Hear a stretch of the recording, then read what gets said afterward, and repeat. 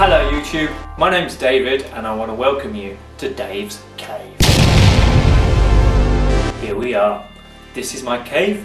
It's in my house, which we've lived in for about 2 years now, and ever since I moved in I've had this dream of yes, I want to build a model layout at about head height running around all the walls of this man cave. And yes, let me show you the man cave. Here it is. We have the fireplace here. It's a normal terraced house, so the fireplace in the middle. There's this place here, which is where I'm planning to put a desk, and then I'm going to build my own kind of train lift. So from the desk, the trains will work their way up to head height and then run around the layout around the rest of the room. So around there, all the way around, then back, across here, and back to there. So I'm planning to have 2 stations, one over that side and one over this side, with my workbench area here. So I've never made a train layout before really. I used to play with them when I was a kid. My granddad always used to have one, so I remember just going up to his back bedroom where there's this train layout and just loving it. I've always liked my trains. I quite often go down to the Romney Hive and Dymchurch Railway. So we moved in the house in 2018, and that year I treated myself to the Hornby mixed freight train layout. Comes with 2 different DCC digital trains and 4 carriages, so I thought that's a pretty good place to start. Comes with a DCC controller, so I don't want to be too technical, but I want to have fun, so I thought that's probably a good place to start. 2 trains and a bit of track to start me off. So this is my train lift that I mentioned about building.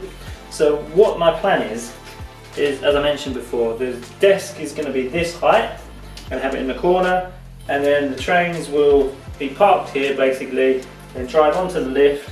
The lift goes up to whichever height you need, where we store carriages, pick up carriages and stuff, or when it's ready to go out onto the main layout, comes up here, then slides along, drives along there onto the main layout, which will go around the room. So I built this during the lockdown period because I had a lot of time on my hands. So I just built it with MDF, measured the bits, cut it by saw, and my wife had some weird brown paint which I used, and I thought it looks quite fitting. Reminded me of the Romney Hive and Dymchurch Railway coaches, the seats in there. So yeah, this is what I've got.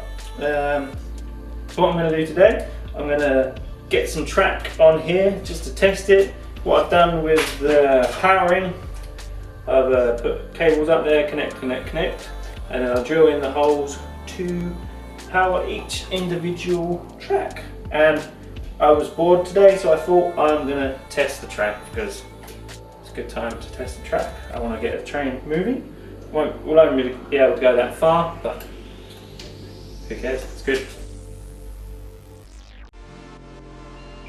Okay, so this is my first ever time soldering.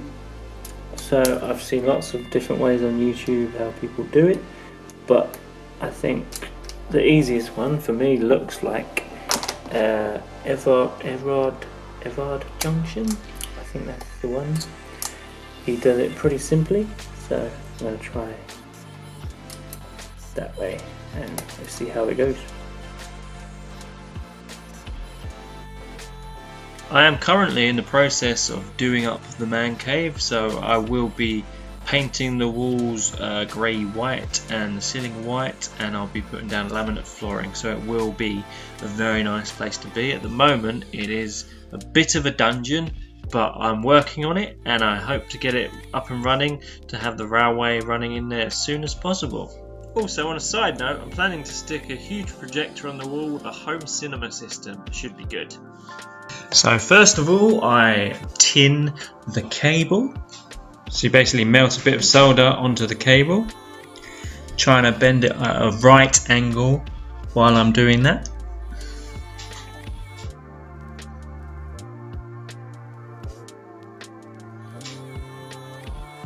Then I tin the track. quite badly here, but I'm trying. It's my first time.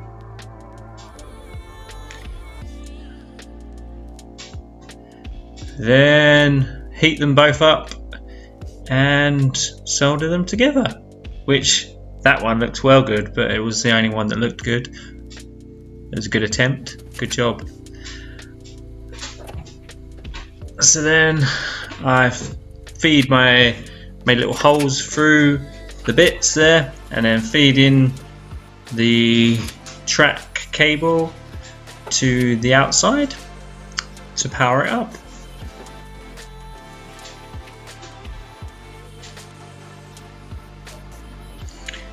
Like so.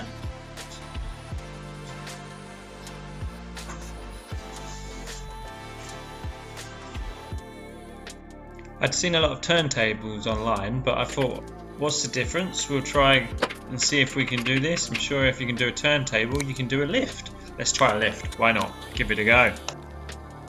Okay then, so this is my first test of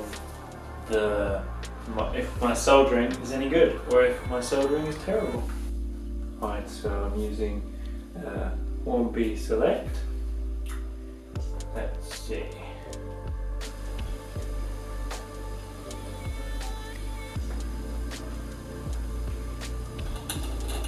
Okay, let's get it away.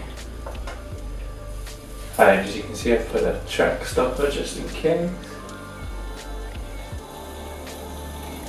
And we have a moving train! It's not going to go very far, but it shows that I can solder and I understand a little bit about trains. There we go.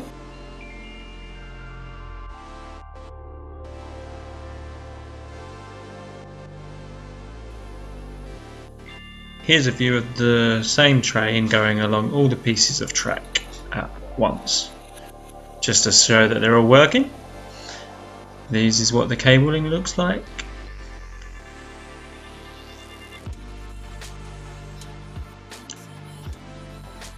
And the reason why I went for DCC was because you can control two different trains at the same time rather than all of them just moving at the same time. So there's a demonstration of that. It's a bit slow, but I should get better, and obviously they'll be moving around, so it'll be much better.